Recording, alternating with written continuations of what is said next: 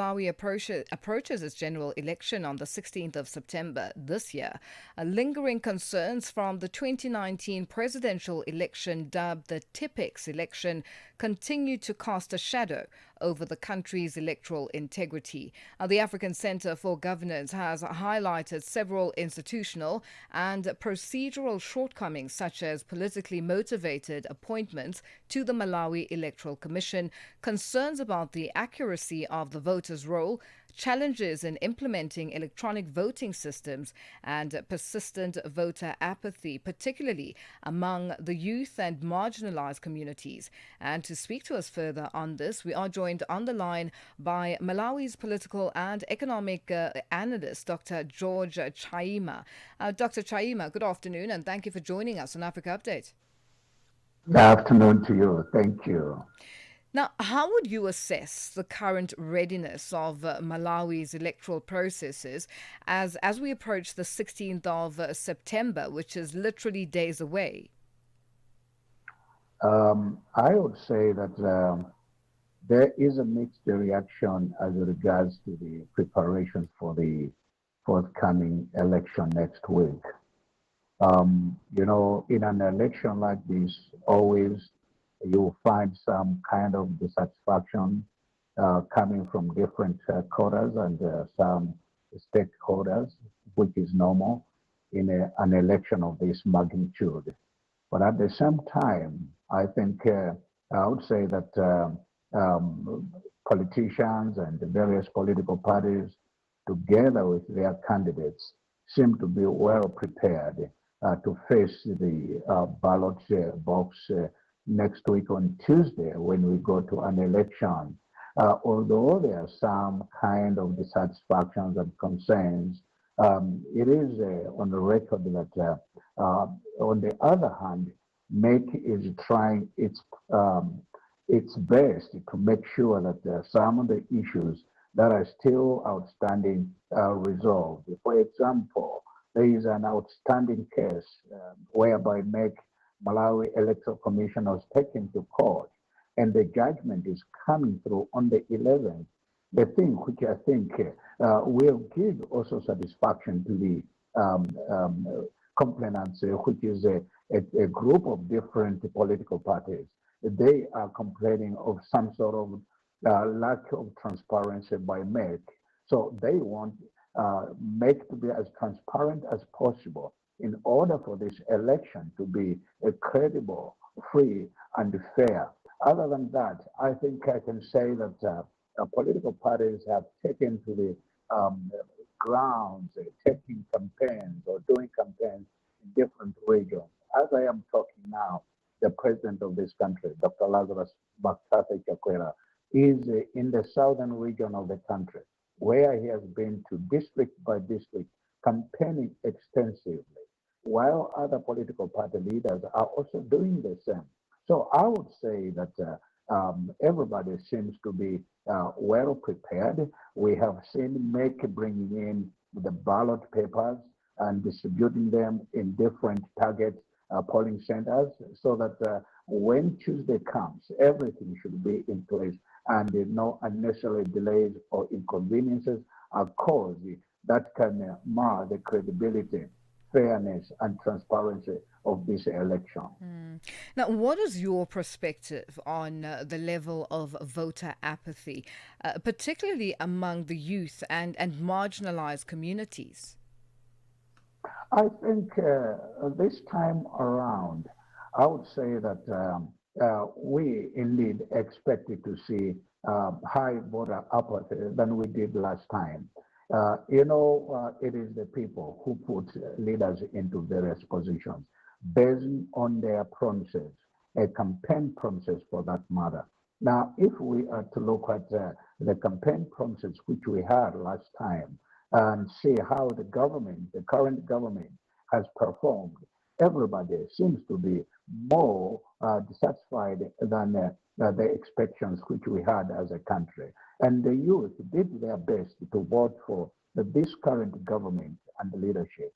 But I think they must be disappointed because this government was formed based on political parties alliances, which did not work out well. And I know that majority of the youth voted for this government and for this leader because there was a backing that was coming from the late Vice President, Dr. Chilima, who died mysteriously in a plane crash together with others. And this had discouraged a lot of youth.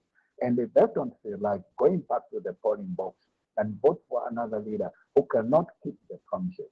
So I think even the marginalized who expected that this government would deliver its promises that to reduce or end poverty, I think they remain also dissatisfied.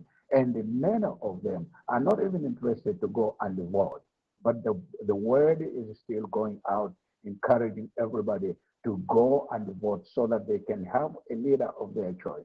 Because not voting is not a solution to solving problems of this national crisis. We need everybody to go and vote. And the youth, together with the marginalized community as well, to go and vote so that they can have a democratically elected government together with the democratically elected leaders in the majority. And we're seeing, the former president of a country, Joyce Banda, also in the running. How should people vote in general? Because now we know that the current government or the current president and his party are fighting to retain their seats in government. And then we have Joyce Banda and others who are also pushing to take over as the leadership. What should they bring to the table? Dr. George Banda has been the president of this country before. And in her short term of office, she did very well to turn around the economy of this country. When she came into power after the demise of the late Professor Bingu Mutharika, was the president by then, she entered the government in a situation or at a time whereby we were going in a similar situation that we're going through now. There was acute shortage of fuel in the country. There was also acute shortage of foreign currency. Prices of commodities were rising. But when she came into play and into picture, she managed to put under control all those things and reversed the situation. So she performed much better than the current president, who is Dr. Lazarus Chakwera. And if the voters are to consider giving a vote of success and victory, I would want to encourage voters also to consider giving this lady a vote.